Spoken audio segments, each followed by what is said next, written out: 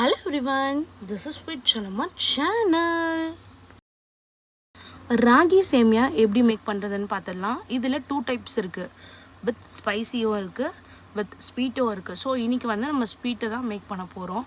Sweet சேமியா எப்படி பண்ணுறதுன்னு பார்த்துடலாம். ராகி சேமியா எடுத்துக்கிறேன். இதை நான் எங்கே பர்ச்சேஸ் பண்ணேன் அப்படின்னு பார்த்தீங்கன்னா 1 kg 2 kg 5 kg வரைக்கும் நான் பாரிஸில் ப்ரொவிஷன் ஸ்டோரில் வந்து நான் ஹோல்சேலில் வாங்கிட்டு மார்னிங் பிரேக்ஃபாஸ்ட்டை தான் வீட்டில் யூஸ் பண்ணுவேன். ஃபர்ஸ்ட்டு ஒரு பவுலில் எங்கள் வீட்டில் 4 to 5 பேர் இருப்போம். ஸோ 5 பேருக்கு நான் ஒரு பவுல் சேமியா எடுத்துக்கிறேன். 1 பவுல் ஃபுல்லாகவே நான் எடுத்துக்கிறேன் சேமியா. அதுக்கப்புறம் நல்லா இதை வந்து தூள் பண்ணிக்கலாம். இது பெரிய பெரிய சேமியாவாக இருக்கும். ஸோ சாப்பிடவும் வேகவும் கஷ்டமாக இருக்கும். அதனால் நான் வந்து மிக்ஸ் பண்ணிவிட்டு ஒரு பெரிய பவுலில் ஒரு பெரிய பாத்திரத்தில் இதை போட்டு இதில் 1 glass ஆஃப் வாட்டர், அதில் வந்து மீடியம் தேவையான உப்பை நான் போட்டுக்கிறேன்.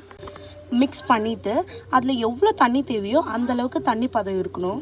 ஒரு கிளாஸ் எடுத்துட்டோன்ட்டு அந்த அளவுக்கு உப்பு போடவே கூடாது. ஸோ எந்த அளவுக்கு தேவையோ அந்த அளவுக்கு உப்பு போட்டு நல்லா ஸ்பூன் வச்சு மிக்ஸ் பண்ணிக்கலாம். எனக்கு இந்த அளவுக்கு போதும். நாங்கள் நிறைய சால்ட் சாப்பிடவே மாட்டோம். நல்லா மிக்ஸ் பண்ணிவிட்டு அந்த சேமியாவை தண்ணி பதத்துக்கு கொண்டு வரணும். ரொம்பவும் இருக்கக்கூடாது, ஷார்ட்டாகவும் இருக்கக்கூடாது, மீடியமாக இருக்கணும்.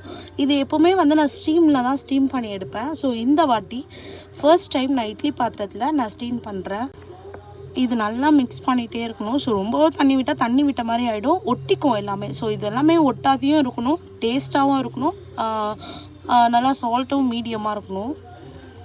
நல்லா மிக்ஸ் பண்ணிவிட்டு 3 heatல வச்சிடுறேன். ஸோ இன்றைக்கி 3 heatல கரெக்டாக இருக்கும் எனக்கு இந்த 4-5 பேருக்கு சாப்பிட்றதுக்கு. என்னோடய மம்மி வச்சிடுறாங்க எல்லாத்தையும். இது ஃபைனலோட லுக்கும் பார்த்துடலாம். ஸோ டேஸ்ட் அமேசிங்காக இருந்தது. இதில் 2 டைப்ஸில் பண்ணலாம். தேங்காய் அண்ட் சுகரும் போட்டு பண்ணலாம். சுகர் இல்லை இருக்கிறவங்களுக்கு சுகர் இல்லாதையும் சாப்பிட்லாம். இதில் இன்னொரு டைப்பும் இருக்குது. நம்ம நார்மல் சேமியாவில் கடலைப்பருப்பு இதெல்லாம் போட்டு சாப்பிடுவோம். ஸோ இந்த மாதிரியும் சாப்பிட்லாம். நான் ஃபர்ஸ்ட் டைமே இந்த மாதிரி சாப்பிட்ருக்கேன் ஸ்வீட்டில். கமெண்ட்டில் சொல்லுங்கள் எப்படி இருந்ததுன்ட்டு. உங்கள் யாருக்குன்னா ஸ்வீட்டை பற்றி தெரியணும் அப்படின்னா கமெண்ட்டில் சொல்லுங்கள். Have a nice day for the watching. Subscribe to my channel. Looks பாருங்கள்.